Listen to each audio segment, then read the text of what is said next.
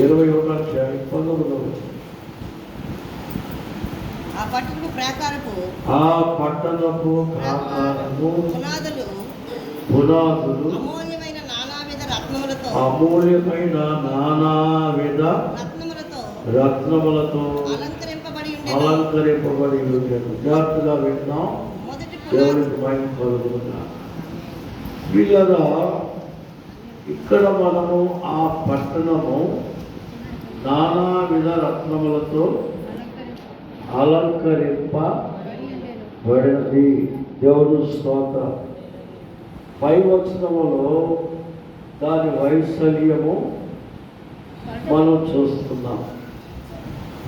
అలాగే దాని యొక్క ఆ పట్టణం 1700 మైళ్ళు సక్షౌకంగా ఉంది, ఎక్కడ వంక లేకుండా. అంటే కొత్త ఆకాశం, కొత్త భూమి మీద కట్టబడిన పట్టణంలో గురించి రాస్తున్నాడు. కారణం ఏంటంటే మనము దేవుడుగా ఉంటే ఉంటుందా? ఉందండి. ఏ మతాలను అడగండి, ఆయన ఏమంటారు సార్ చెప్పండి. నేను ఏ మతస్థులను అడిగినా ఇది దేవుడే చేశారంట. ఎంతకాలం ఉన్నా దేవుడే కానీ ఆయనకి ఎలాంటి వృద్ధి లేదు. ఏమంటారు? మీరు భయపడుతున్నారు మాట అన్నారు. అవునా? అలాగైతే ఆయన ఈ భూలోకాన్ని చూసినప్పుడు నరుడు మనము నోవా కాలంలో చెడిపోయిన భూమి అన్నాడు ఆయన. తర్వాత కాలము ఉగ్రతకు లోనైపోయిన కాలం. అందువల్ల మనిషికి దేవునికి వైరం వచ్చింది. యాకోబు ఏమన్నాడు? మీకు దేవునికి ఏముంది? వైరం. లోకాన్ని అనుసరించారు కనుక వైరం వచ్చింది. అందువల్ల ఆ వైరాన్ని తప్పించాలి అంటే దేవుడు యేసుక్రీస్తుగా వచ్చాడు. ఎలా వచ్చాడు? యేసుక్రీస్తుగా వచ్చినప్పుడు దేవదూత ఏమని చెప్తుంది? ఈయన ఎవరు అంటే ప్రభువైన క్రీస్తు చెబుతూ ఈయన తన ప్రజలను వారి మన మత్తయి 1:21 ఏముంది? కంటదిగా చెప్పాలి మాటలు.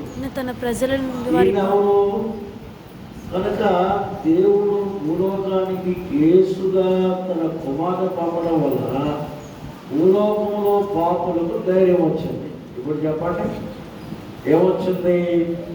నా పాపాన్ని క్షమించేవాడు నాకు దొరికాడు కాబట్టి నేను ఖచ్చితంగా రక్షించబడతాననే ధైర్యం ఆయన జన్మము ద్వారా కలిగింది. రెండవది ఏంటంటే క్రీస్తు. చెప్పండి ఎవరైనా. క్రీస్తు అనే మాట కొలసీ పత్రిక 2:9 వచనంలో దేవుని యొక్క దైవత్వం, దేవత్వం యొక్క పరిపూర్ణత క్రీస్తు శరీరముగా నివసించింది. అంటే పాపులైన వారిని రక్షించడానికి ఆయన వచ్చాడనే వచనం, తను కాపాడుకుంటాడనే వచనం చూసాం. ఇప్పుడేమొచ్చింది? దేవత్వం యొక్క పరిపూర్ణత. అంటే క్రీస్తు జన్మమును బట్టి పాపులు రక్షించబడుతున్నారు. తర్వాత దేవత్వం యొక్క పరిపూర్ణత నింపుకోవడానికి ఆయన క్రీస్తు. చెప్పండి ఎవరు? క్రీస్తు. ఎవరైతే ఆయన విశ్వాసం వచ్చారో, ఎవరైతే రక్షణ పొందారో వారందరినీ, వారిని ఏమంటారు? యూదులైన వారిని ధర్మశాస్త్రం అనుసరించిన వారు అంటారు. అందుకని వారు ఆజ్ఞ పాటించుతున్నారు. అంటే భూ సంబంధమైనవి కాక దైవ సంబంధమైన ఆజ్ఞ గలవారుగా మరి యూదులైన వారు కనిపిస్తున్నారు. అందువల్ల ద్వితీయోపదేశకాండం 6:25 ఏముంది? ధర్మశాస్త్రం పాటించినందున నీతిమంతులు. చెప్పండి. నీతిమంతుల్ని చక్కబెట్టడానికి మెస్సయ్యా. చెప్పండి, ఏ పేరు వచ్చింది ఇప్పుడు? దేవుడిగా ఉంటే వస్తుందా? యేసుగా వచ్చి ఉంటేందా? ఎంతకాలం ఉన్నా కానీ యేసు తర్వాత క్రీస్తు తర్వాత మెస్సయ్య. ఈయన పనేంటి? భూమి మీద ఆజ్ఞ పాటించిన వారిని పరలోక రాజ్యంలో తీసుకున్నాడు. ఈ 3 పనుల ద్వారా దేవుని నామం వృద్ధి చెందింది. చెప్పాలి కూడా మాట్లాడన్నామా? నేనే చెప్తున్నాను కదా, ఎవరి నామం? అందుకని లోకమంతా కూడా దేవుడనే పేరు మీద ఉండిపోయాడు కనుక వారిలో ఎలాంటి ఆత్మీయ వృద్ధి లేదు. దేవుడు యేసుగా వచ్చి స్వీకరించిన నీకు నాకు రక్షణ వచ్చింది, దైవంతో నింపబడింది, ఆజ్ఞ పాటించి మేఘమెక్కుతుంది. అలాంటి వారే కనుక మేఘమెక్కేవారు కలంకవలేని వారు కనుక కొత్త ఆకాశం కొత్త భూమిలో వీరి కొరకు ఒక పట్టణం కట్టబడుతుంది. ఈ భూమి మీద ఏం కట్టబడుతుంది చెప్పండి? భూమి ఉందనుకోండి, ఇల్లు లేకపోతే ఇల్లు ఉంటుందా? ఉంటుందా? మరి తీసుకెళ్ళిన వారికి ఏముంటారా? వేడుక. ఏముంటారు చెప్పండి? ఒక అప్పుడు చంద్రమండలంకి వెళ్ళి ఇరుక్కుపోయింది. అక్కడ ఎంత పైకి వెళ్ళినా అక్కడేమి లేదు, ఆదరణ సంతోషము కనబడలేదు. మరి అలాగైతే భూలోకాన్ని కొత్త భూమి కొత్త మరి సంతోషం ఉండాలి కదా, ఆనందం ఉండాలి కదా. అందుచేత ఇది మహిమ గల స్థితి కలిగిన జీవితానికి అనుగుణ్యమైనటువంటిది ఈ 19వ వచనాన్ని మనం చూస్తున్నాం. పిల్లగా ఈ 19వ వచనంలో మనం చూస్తే ఇక్కడ ఏం కనిపిస్తుంది అది మనం గమనించినట్లయితే కాంతివంతమైన స్థితి. చెప్పండి ఒక మాట. చూడండి, మనం చూస్తే భూలోకములో ఎంత ఉన్న భక్తులు ఎలా ఉంటారంటే, యోహాను సువార్త 11వ అధ్యాయంలో 36-34 చూస్తే మార్త యేసు ప్రభుతో ఏమంటుంది? నీవు ఇక్కడ ఉండిని ఎడల నా తమ్ముడు అంటే అర్థం ఏంటి? నీవు లేకపోవడం వల్ల ఎవరు చనిపోయారు? అంత భక్తి కలిగిన ఆవిడ కూడా ఎవరు నిందించింది చెప్పండి? అందుకని ఈ లోకంలో ఎంత స్వర్గ సంబంధమైన విలువలున్నా కడకి నరుడు దేవుని నిందిస్తాడు. ఏం చేస్తాడు? యేసు ప్రభు అన్నాడు, నేను ఉన్నానని సంగతి తెలియవా? నువ్వు నన్ను నమ్మిన ఏడుగా దేవుని మహిమ అంటే మరోసారి నమ్మాలి అని చెప్పాల్సి వచ్చింది. ఎంత భక్తులు చూడండి, కష్టాలు వచ్చినప్పుడు మళ్ళీ దేవుడు అయ్యా దేవుడు చెప్పగా మళ్ళీ నాకు పాపం వచ్చింది చెప్పు అర్థం, కానీ నీ నమ్మకం నిలిచిపోతుందా చెప్పాలి. కనుక దేవుని పిల్లలుగా ఇక్కడ మనం చూసినట్లయితే మరి భూలోకములో ఉన్న ఎక్కువ తక్కువలు ఉన్నాయి, కానీ పరలోకములో ఉన్న ఆ మహిమ కలిగిన సంఘములకు వచ్చే అంతస్తు ఆశీర్వాదకరమైనదిగా మనం భావిస్తాం. దేవునికి స్తోత్రం. కాబట్టి మనకి సంఘాల ఆరంభం ఎపిసి నుంచి లవదొకియ.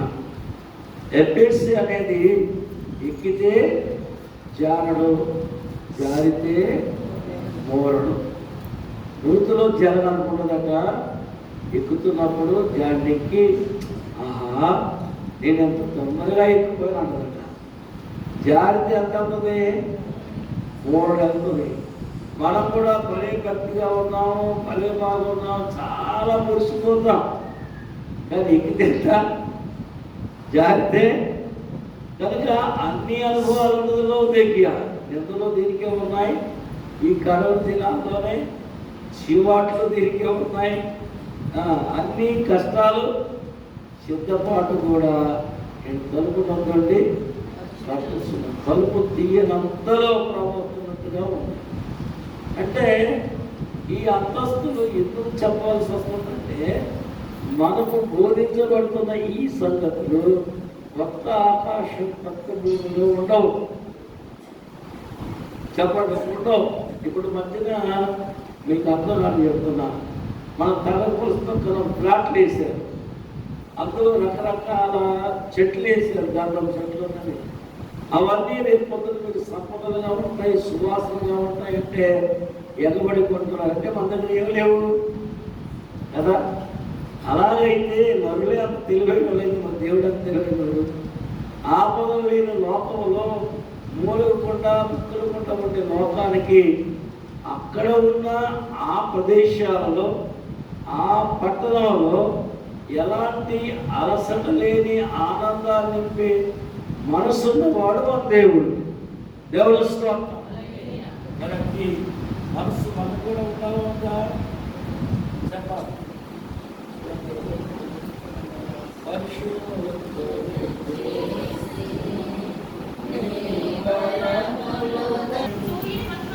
చదువుబడి ఎన్నో వచ్చను 41 మహిమ వేరు అలాగైతే చాలు. అలాగైతే పూర్వములో ఉన్న అంతస్తులు వేరు వేరు వేరు వేరు ఉన్నాయి. ఒక అంతస్తుకు అంత సంబంధం లేదు. పరలోకంలో ఉన్న లెక్క కొత్త భూమి కొత్త ఆకాశంలో ఏముంది? వ్యాధుల లేని స్థితి.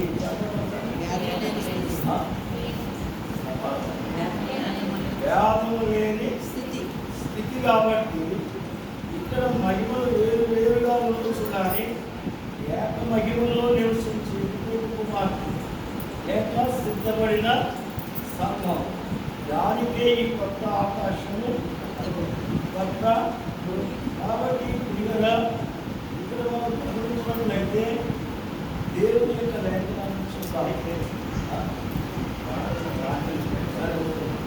దేవుని మైండ్ ఆమేన్.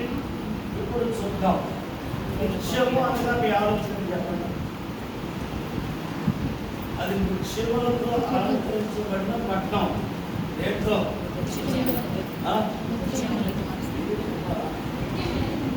కాబట్టి గుణవంతమైన భార్య దొరుకుతారు. ఇది వృక్షము కంటే అలాగైతే అబ్రహాము, ఇస్సాకు, యాకోబు, అలాగే చరిత్రలో ఉన్న పితామహులు, అలాగే ప్రవక్తలు, రాజులు, యాజకులు, వీళ్ళందరూ కూడా వారు శ్రమ అనుభవించారు. ఎవరి కోసం చెప్పండి. అందుకని అందులో పౌరుగా చెప్తారు అపోస్తులు 14:22 ఏమంటాడు? మనం దేవుడి రాష్ట్రంలో అనేక శ్రమలు పొందిన వారందరూ వృక్షములు. దేవుని స్తోత్రం. వృక్షములు అంటే మన బజార్లో ఉన్న వృక్షములు కాదు. నీవు నేను వృక్షం వలె ప్రకాశిస్తాము. నీ శ్రమలు నిన్ను వృక్షం వలె తయారు చేస్తాయి. ఎలా చేస్తాయి? అందువల్ల ఒక్కొక్క వృక్షానికి ఎలాంటి విలువ ఉంది ఈ లోకంలో, పరలోకంలో ఉన్న వారందరూ కూడా విలువైన వారి పట్టణం విలువైనది, ఈ భూమి విలువైనది, ఆకాశం విలువైనది, ఈ పట్టణం విలువైనది, దాని వృక్షములు కూడా అంటే కలలేనిది లేదు, కాంతి లేదు. అంతటి వైభవంలోనికి మనం తీసుకొస్తే హ్యాపీ క్రిస్మస్, మెరీ క్రిస్మస్, గొప్పనవారి క్రిస్మస్, ఏమంటే సీఎంఆర్ క్రిస్మస్ జరుగుతుంది అని అసలే క్రిస్మస్ మాట్లాడలేదు. చూడండి, ఇక్కడ మనం చూస్తే 1వ అధ్యాయంలో మొదటి వచనంలో చూస్తే మొదటిది పునాది సూర్యకాంతపు. ప్రకటన గ్రంథంలో 4వ అధ్యాయంలో మొదటి అంటే 2-3 వచనం చూస్తే అక్కడ మొదటిలో సూర్యకాంత అంటే అర్థమేంటి? ఈ భూమిలో అవసరం లేదు, విద్యుత్ శక్తి అవసరం మీద. ఇది చీకటి లేని ఒక ప్రపంచం. అది మనం ఉన్న దేవుడి యొక్క కాలము ప్రకాశమానంగా ఆయన వలె మనం కూడా మెరిసిపోతాం. దేవుడి స్తోత్రం. ఒక్కసారి ఊహించుకోండి అలా ఉండాలని. దైవవాక్యంలో మనం చూస్తే మొదటి పత్రికలో 4వ అధ్యాయంలో 1వ అధ్యాయంలో 14వ చూస్తే ఆ ప్రకాశత దేన్ని ఇస్తుందంటే పరమ పావనత్వాన్ని దైవ పరిశుద్ధతను బయలుపరుస్తుంది. దేని బయలుపరుస్తుంది? పరిశుద్ధతను. కాబట్టి దేవుడు ఎవరు? పరిశుద్ధుడు. పరిశుద్ధుడు కనుక ఆయనతో పాటు ఉన్నారు ఎవరు? పరిశుద్ధులై ఉండు. కనుక చీకటి లేని లోకం, పాపము చూడని లోకం, కోరికలు లేని లోకం, ఇలా ఉండాలనుకోవద్దు. అలా అందరూ ఒకే మహిమతో ఉంటారు. కాబట్టి ఎవరికి ఏమి ఎక్కువ ఉండనటువంటి గొప్ప పట్టణం మన కోసం కనబడదు. దేవుని స్తోత్రం. అందుకని మనం రెండవదిగా మనం చూస్తే నీలం అన్నారు. ఏమన్నారండి? నీలం. చూడండి, నిర్గమకాండము 33వ అధ్యాయములో 22వ వచనం చదువుతాం. 22వ వచనం. నా మహిమ 24వ అధ్యాయము 10వ వచనం. 10వ వచనం. ఇశ్రాయేల్ అందుకే దేవుడు ఆయన చూసి ఆయన పాదముల కింద నిగనిగలాడు నిగనిగలాడు నీలమయమైన వస్త్రము వంటిది.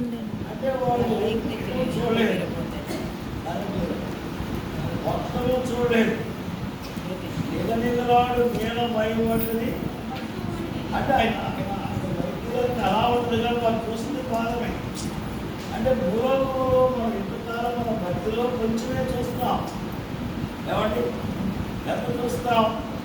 ఆ నీలమయమైన పాదముల కిందంటే భూలోకమును జయించి ఆ కొత్త ఆకాశం కొత్త భూమిలో పట్టణానికి వచ్చిన వాడు ఎలా ఉంటారట? ఆయన పాదాల కింద నిలబడేవాడు. నేనంటే మనం ఎలా ఉంటాము?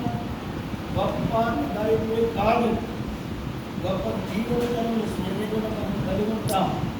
దేవుని స్తోత్రం. అందువలనే మొదటి పట్ల 15, 48, 49 చదువుదాం. 15 మంటి నుండి పుట్టినవాడు పుట్టిన వారి పోలికలు ధరించిన ప్రకారము పరలోకపు సంబంధి పోలికయు ధరింతుము. పోలిక ధరించు. ఇప్పుడు ఏ పోలిక ఉన్నది మనకి? పరలోక సంబంధం. పడ్డమా? కొంతమంది పోలికలు ఉంటారు, అది అలవాటు. కొందరు బిడ్డ ఉంటారు, దశలో ఉంటారు, పాపడ ఉంటారు, నేను తీసిపోయానంటారు. ఈ పోలికలు ఏమి ఉండవు. ఒక క్రీస్తులు బట్టి ఉన్న పోలికలేవు. అంటే దేవుడు ఆది మానవులతో ఎలా ఆనాడు మాట్లాడి ఆనందించాడో అదే సాగుతుని మించి క్రీస్తు సంపూర్ణ పోలికలోకి మనం ఉంటాం. అందువల్ల ఏది మనకు మనం పడుతుంది? ఈ జీవితం మీద పాపం ప్రపంచం మనం పడుతుంది. మహిమ గల స్థితి మనకి అనుగ్రహించబడుతుంది. దేవుని స్తోత్రం. హల్లెలూయా. పరిస్థితులు ఒక మాట అడగదా? కింద వాడి కాక బయట అంటే బయట జీవితం గొప్పదా, కింద జీవితం గొప్పదా? ఈ జీవితంలో మీరు తయారైతే కానీ పైన దాన్ని చూడలేదు. పైన దాన్ని చూడాలంటే మీరు తయారవ్వాలి. ఏం కావాలా? ఆ కాంతి నీకు రావాలి, ఆ ప్రకాశంగా నీకు రావాలి. అందుకని మనం చూస్తే యేసు ప్రభువు కొన్ని ఉపమానాలు చెప్తూ మాట్లాడారు. మనం సువార్త 11వ అధ్యాయంలో 43వ వచనంలో నీతిమంతులు ఎలా ఉంటారట? రాజ్యములు సూర్యుడు వలె దేనిల్లుదు. అంటే ఏమి లేదు? విచార దృష్టిలో లేని ఆ గొప్ప జీవి. ఇది ఎవరు చిన్న కోసం? నా తండ్రి నా కోసం నరుడుగా పుట్టెను ఉయ్యాలో, ఉయ్యాలో, ఉయ్యాలో, ఉయ్యాలో, ముచ్చట తీరంగా ఉయ్యాలో, ఉయ్యాలో, ముచ్చట తీరంగా ఉయ్యాలో. యమునా రాయ్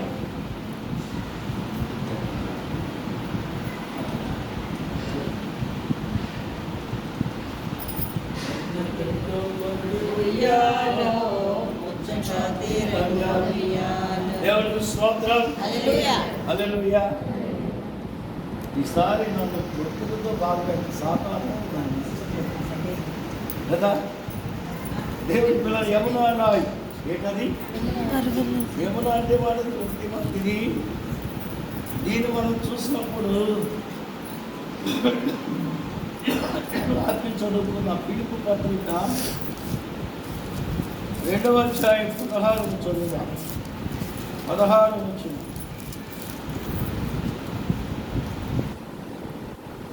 అట్టి జనులు నా మీరు జీవవాక్యమును చేతపట్టుకొని అంటే యమునా రాయి అంటే వెన్నెల. ఎప్పుడైనా చూస్తారా మీరు? రాత్రి పూట వెన్నెల రాత్రి ఎలా ఉంటుంది? మనకు మనమే కనబడదు, మనకు మనమే. అందుచేత మనకు మనమే కనబడేటట్టుగా ఆ యమునా రాయిని వాడు చూస్తే క్రీస్తులో మనము, మనలో ఆయన ప్రకాశమానమైన స్థితిని ఇచ్చేది ఆ గొప్ప దేవుని స్తోత్రం. అందువల్ల మనము దైవాక్యములో మనం చూస్తున్నప్పుడు ఇది ఆకాశమందు మీరు జ్యోతుల వలె కనబడుచున్నారు. అలా దేవుని పిల్లలిద్దరూ మనం చదువుకున్నప్పుడు అబ్రహాముతో కూడా దేవుడు ఏమన్నాడు? నీకు చేతనైతే నక్షత్రములను ఇస్కరేను మానవ జీవితం, నక్షత్రము దేవుడితో జీవితం. కనుక నీ సంతానము ఎలా ఉంటుంది? మొదట ఇస్కరేను ఉండొచ్చు, కానీ అది ఎలా మారిపోతుంది? నక్షత్రముగా అంటే నక్షత్రానికి 5 కోణాల్లో ఎంత తేజస్సు ఉంటుందో, దానికి ప్రాణం లేకపోయినా ఎంత ప్రకాశించి నడుస్తుందో, మన జీవితంలో ఆశ లేకుండా ప్రపంచంలో నడిచి వెళ్ళగలిగే నక్షత్రమే క్రైస్తవులు. దేవుని స్తోత్రం. నడిపి అంటే నక్షత్రం పైన ఉంటుందా కింద ఉంటుందా? ఏం మాట్లాడుతుంది? పైనే ఉంటుంది. అలాగే యమునా రాయి అంటే అంత తేజస్సు కలిగిన ఆ మహోన్నతమైన పట్టణాన్ని దేవుడు మనకు పరిచయం చేస్తున్నాడు. పచ్చ అనే మాట మనం చూస్తున్నాం. ఏంటది? పచ్చ. కనుక దీని యొక్క అర్థంలో మనం చూస్తే వారి దగ్గర మకరత్వము, ఈ పచ్చడి వల్ల ఒక ప్రభావాన్ని కలిగినట్టుగా మనకు కనబడుతుంది. 4వ అధ్యాయంలో చూస్తాం. ప్రభునందు ప్రియులారా, ఇవి మనం గమనించినట్లయితే యేసుక్రీస్తు ప్రభువు ఆయన 17వ అధ్యాయం యోహాను సువార్తలో 3 ప్రార్థనలు చేశారు. ఎన్ని ప్రార్థనలు? 1 తన పనిని గురించి చేశారు, పూర్తి చేసుకొని ఆ మహిమ తిరిగి నాకు ఇవ్వమని ప్రార్థించారు. అంటే భూలోకంలో ఏమని లేదు, ఎంత కష్టపడినా మహిమ ఎవరి దగ్గర ఉంది చెప్పాలి. మనం ఎంత పరిచయం చేసినా మహిమ ఎక్కడి నుంచి రావాలి? అందుకనే మనం ఎవరి నుండి ఆశించకూడదు. ఎవరి నుండి ఆశించేది మహిమ కాదు. చెప్పండి, మహిమ కాదు. అందువల్ల ఆయన మొదటి ప్రార్థనలో ఆ మహిమ నాకు ఇమ్మని ప్రార్థించాడు.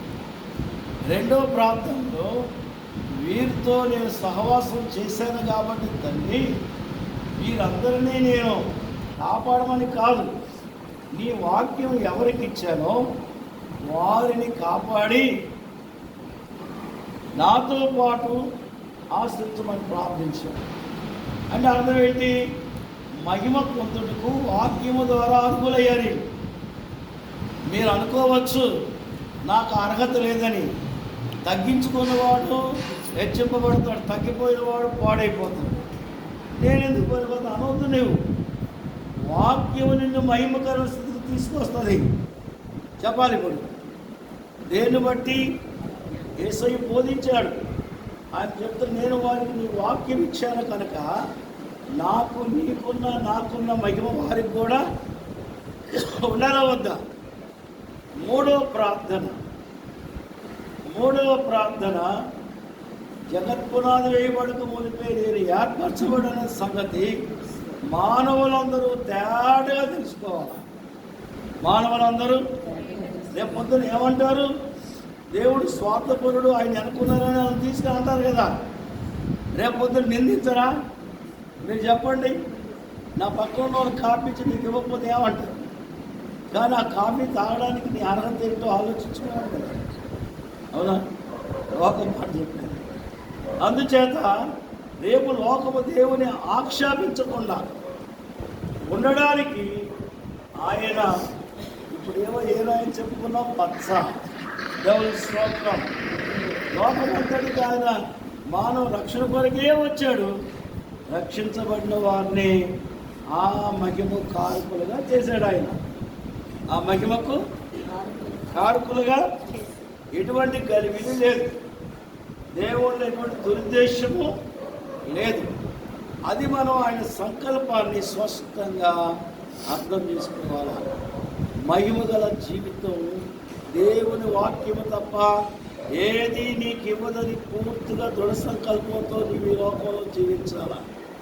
వాక్యమే నిన్ను వెలిగిస్తుంది, వాక్యమే నిన్ను గొప్ప చేస్తుంది. ఆ వాక్యమే ఆ మహిమను నీకు తెచ్చి అందిస్తుంది. అందువల్ల మనం దేని మీద ఆనుకోవాలి? దైవ కీర్తన రాశాడు, ఆనియుండరాదా దైవ వాక్యం, దైవ గ్రంథం నానియుండరాదా. అంటే వాక్యాన్ని ఆనుకో, వాక్యములో నానిపో. ఎంత చక్కటి పాట రాస్తుంది.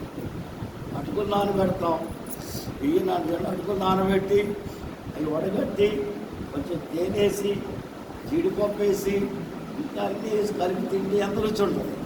పచ్చిగా కుక్కిస్తారు. సరే చెప్పాలి. నాణ్యతగా చదివేశాం, మరోజు పొందేశాం, పాపాలు పోయినాయి. అది కాదు, పోవడం మంచిదే.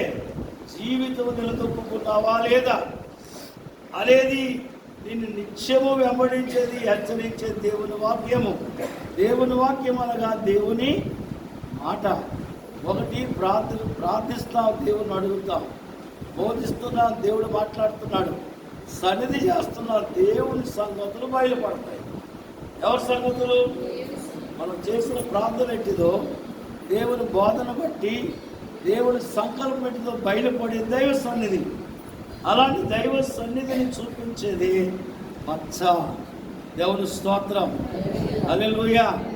లోకస్తులారా, మానవులారా, నేను మీ కొరకు చెదుర్పునాలు వేయబడక ముందు సిద్ధపడి ఈ లోకానికి వచ్చాను. రక్షించబడకపోవడం మీ తప్పేమో కానీ నా తప్పు అయితే ఏమి? ఎన్ని అవకాశాలను మీకు ఇచ్చినా మీరు మారకపోవడం అది మీ తప్పు, కానీ అది నా తప్పు కాదన్నట్టుగా ప్రవర్తన చేస్తున్నారు. ఐదవదిగా మనం చూస్తే అమ్మా వైడూర్యం. చెప్పండి, ఎప్పుడు వైడూర్యం చక్కగా ఎలా ఒక్కొక్క భక్తుడు మరి జ్ఞాపకం చేద్దాం. భక్తి ఎలా ఉన్నాడు? ఒక్కొక్క భక్తి ఎలా ఉన్నాడు? సూర్య కాంతమా, నీలమా, యమునారాయి, వైడూర్యం. ఈ రాళ్ళన్నీ చుట్టూ పెట్టుకుని ఎంత ప్రకాశిస్తుందో, మన జీవితం ఎంత కాంతివంతం అవుతుందో.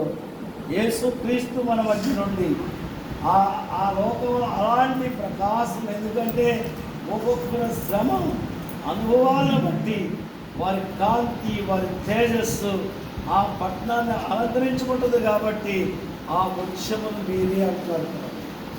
ఆ వృక్షములు ఎవరు? దేవదాసాయి గారు రాస్తూ అన్నాడు, ఇంత శ్రమ పొందినా మీరు శ్రమ పడ్డారు అన్నారు కదా, దేవునికి ఇష్టం లేదు ఆ మాట అన్నారు. మనుషులు అయితే అంటారు, అది సానుభూతి కోసం. మీరు బాగా శ్రమ పడ్డారని. దేవునికి ఆ మాట ఇష్టం లేక వీరు వృక్షములు. మీరు ఎవరు చెప్పండి? ఏమై ఉన్నాం మనం?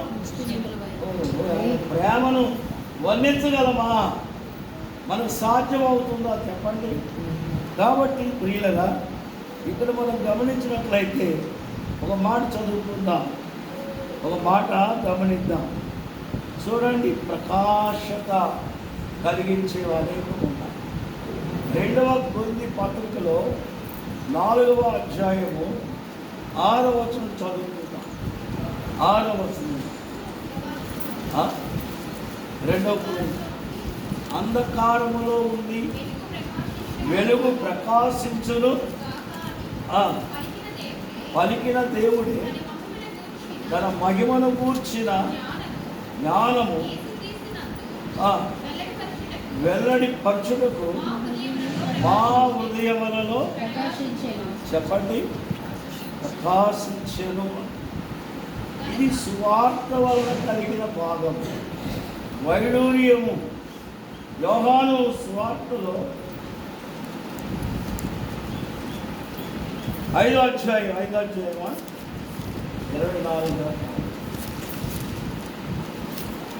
35 చదవండి. 35 24 మండుచు ప్రకాశించుచున్న దీపమై ఉండెను. దేవుని స్తోత్రం. మీరు అతని వెలుగులో ఉండి దేవుని స్తోత్రం. యోహాను గురించి చెప్తుంటే యేసుక్రీస్తు ప్రభువు నాకు ముందు వచ్చిన ఆయన గొప్ప వెలుగు కలిగిన వాడుగా ఉన్నాడు. మీరు కొంతకాలమైన బోధ విన్నారు, తర్వాత ఆ వెలుగును దూరం. కానీ ప్రభువైన యేసుక్రీస్తు నిత్యము వెలుగై ఉన్నాడు. ఏమైందనండి? దావీదు కీర్తన 43:3 ఏమంటున్నాడు? సత్యమైన వెలుగు. ఏ వెలుగు?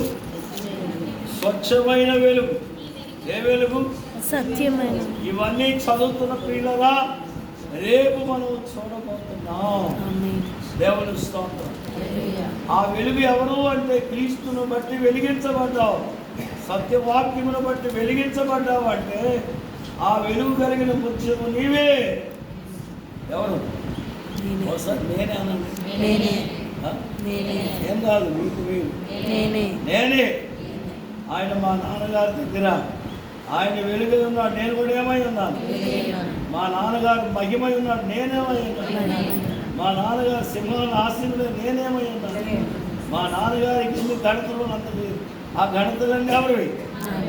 అవే. చెప్పండి. అంతాయు మనదే గాదా, యేసు నీకున్నదంతాయు మనదే గాదా. మన ప్రభువు ఆజించియున్నాడు,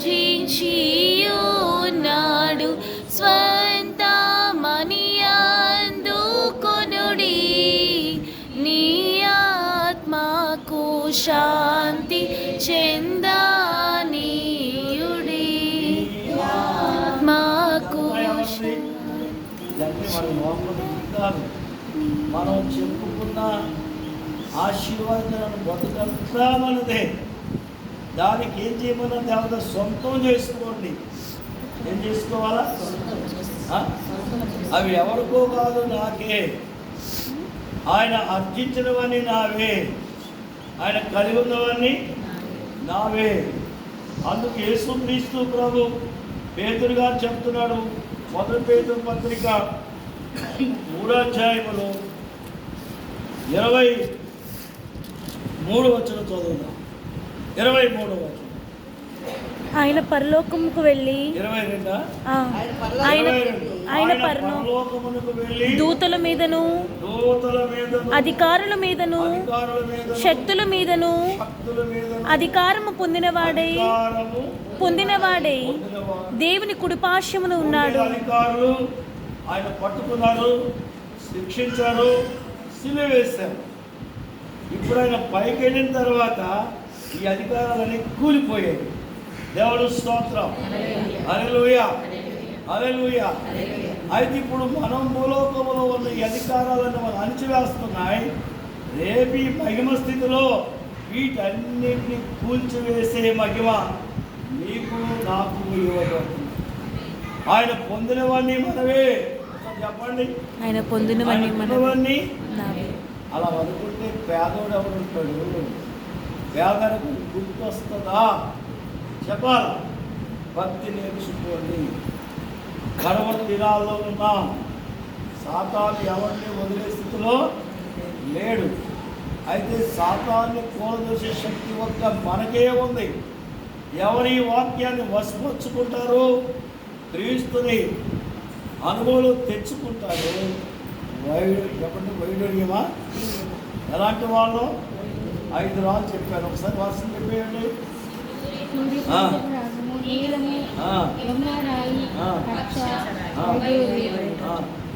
ఇవన్నీ వదిలేండి. దేవుని స్తోత్రం. దేవుడు మనం దీవించుగాక. ఆమేన్. ఓసారి ప్రార్థించుకుందాం. దేవాన్ని కనిపించుకుంటున్నా. ఎంత గొప్ప ఆనందాన్ని నింపబోయే ఆ గొప్ప పట్టణం, అందులో అడుగుపెట్టే కాలానికి ఎంతటి వైభవం ఉండాలో ఇక్కడ ఉండి మేము సిద్ధపడాలని ఎంత ప్రయాసపడుతున్నాం. పరిశుద్ధాత్మ తండ్రి, కనీసం నీ ప్రయాసకు మేము తగినట్టుగా ఉండకపోతే నీకు దుఃఖం.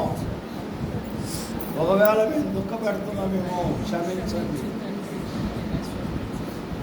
దయానిధివైన తండ్రి, బిడ్డను ఆశీర్వదించమని, నీ మహిమోన్నతమైన కృపలో వర్ధన చేయమని యేసు నామమున అడుగుచున్నాము తండ్రి. కూర్చుందాం.